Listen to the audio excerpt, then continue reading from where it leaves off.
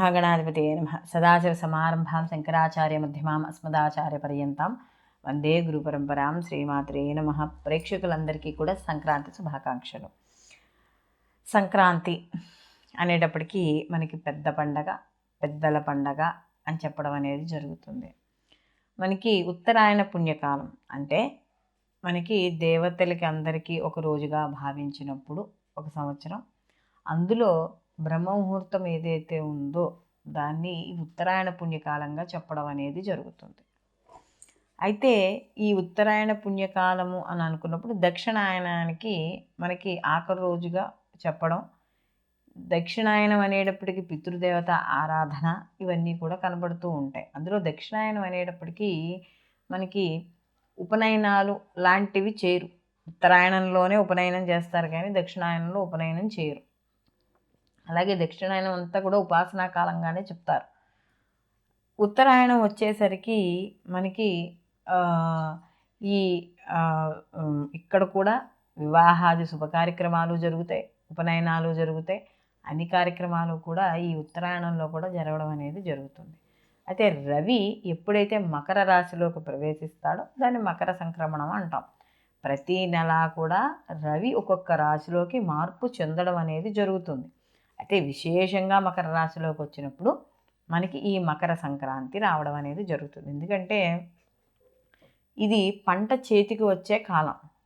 అంటే ఈ రైతులు పంటని ఇంటికి తీసుకువెళ్తారు, చేతికి వచ్చే కాలం కాబట్టి మనకి ఇది మనం పెద్ద పండగగాను, అలాగే సంక్రాంతి సంక్రమణలు ఇలాంటివి వచ్చినప్పుడు అందులో దక్షిణాయనం వెళ్ళిపోతుంది కాబట్టి ఇది పెద్దల పండగ, అంటే పితృ కార్యక్రమాలకు కూడా దీన్ని చేయడం అనేది జరుగుతుంది. అలాగే ఇక్కడ మకర రాశిలోకి రవి మారడం, అదే రవి ఈ యొక్క ఎప్పుడైతే ఇది పుష్యమాసంలోకి మించుమించు మన పుష్యమాసం వచ్చేస్తుంది, మనకి ఈ పుష్యమాసం రావడం దీన్నే పౌష్యమాసము అని కూడా అంటాం.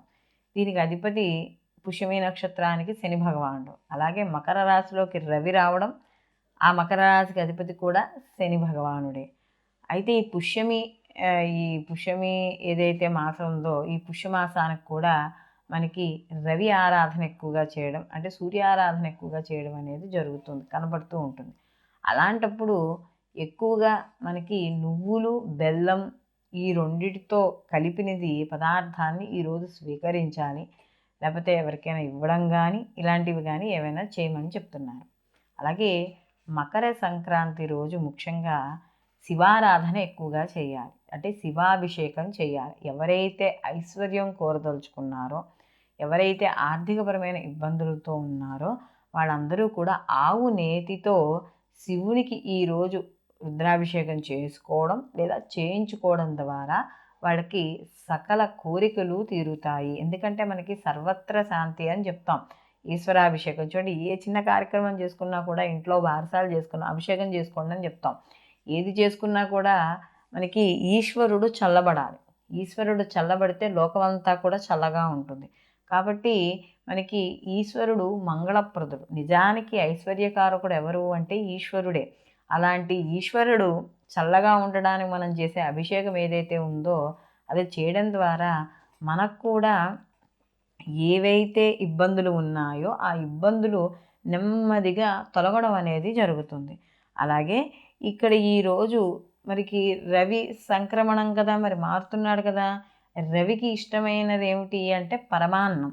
కాబట్టి ఆవు పాలతో చేసిన పరమాన్నాన్ని ఇక్కడ ఈశ్వరుడికి నివేదన అనేది చేయాలి. కాబట్టి ఇక్కడ ఏమవుతుంది, ఇటు శివారాధన, అటు సూర్య ఆరాధన, అటు శని గ్రహానికి సంబంధించి నువ్వులు బెల్లము కలిపి ఉండలు చేసి వాడడం వల్ల మనకి చూడండి చిమిలి కూడా ఈశ్వరుడికి నివేదన చేస్తారు చాలామంది, శివుడికి ప్రీతి అని చెప్పి.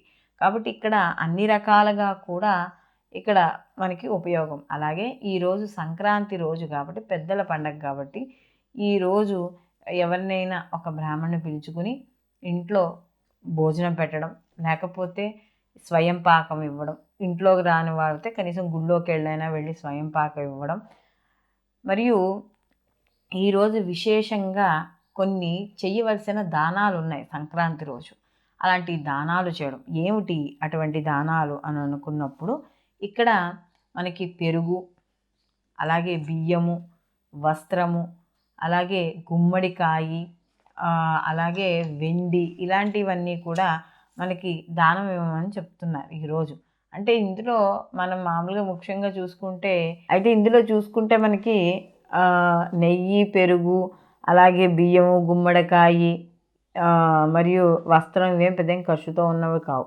వెండి కూడా పెద్ద ఏం ఖర్చు కాదు, చిన్నది. పోనీ వెండి ఇవ్వలేమనుకున్న వాళ్ళు వీటిల్లో ఏదో ఒకటి మాత్రం ఈరోజు దానం చేయమని చెప్తోంది. ముఖ్యంగా సంక్రాంతి రోజు పెరుగు ఎవరైతే దానం చేస్తారో వారికి ఏవైతే ఆర్థికపరమైన ఇబ్బందులు లేదా రుణపరమైన ఇబ్బందులు ఏవైతే ఉన్నాయో అవన్నీ కూడా తొలుగుతాయి అని చెప్పి మనకి శాస్త్రం చెప్తోంది. అందుకనే దీనికి మనకి దద్దిమందన వ్రతం ఉందని కూడా చెప్తున్నారు దీనికి.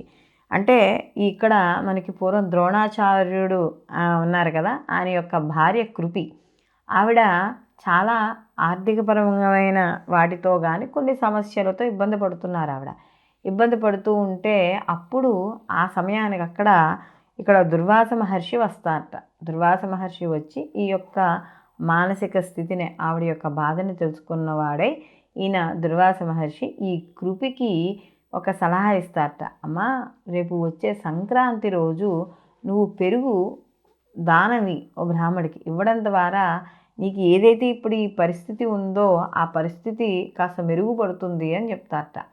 చెప్పడంతో ఈ కృపి ఏం చేస్తుంది, యొక్క సంక్రాంతి రోజు ఈ పెరుగుని దానం ఇవ్వడం అనేది జరుగుతుంది. అందుకనే దాన్ని దద్దిమందన వ్రతం అంటారు. ఇలా చేసిన వెంటనే ఈ యొక్క ద్రోణాచార్యు మరియు కృపి యొక్క వాళ్ళ యొక్క స్థితి, కుటుంబ స్థితి బాగా మెరుగుపడిందిట.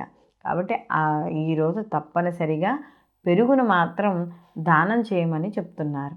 అలాగే ఇక్కడ సంక్రాంతి రోజు మనకి రకరకాల పిండి వంటలతోనూ లేకపోతే కొత్త అల్లుళ్ళతోనూ చుట్టాలతోనూ మనకి ఇరుగు పొరుగు వాళ్ళతో చాలా ఆనందంగా గడపడం అనేది జరుగుతుంది. ముఖ్యంగా ఇక్కడ మనకి కోళ్ల పందాలు, అంటే మన పల్లెటూరు సైడ్ వెళ్తే పందాలు ఇలాంటివి కూడా మనకి కనపడుతూ ఉంటాయి.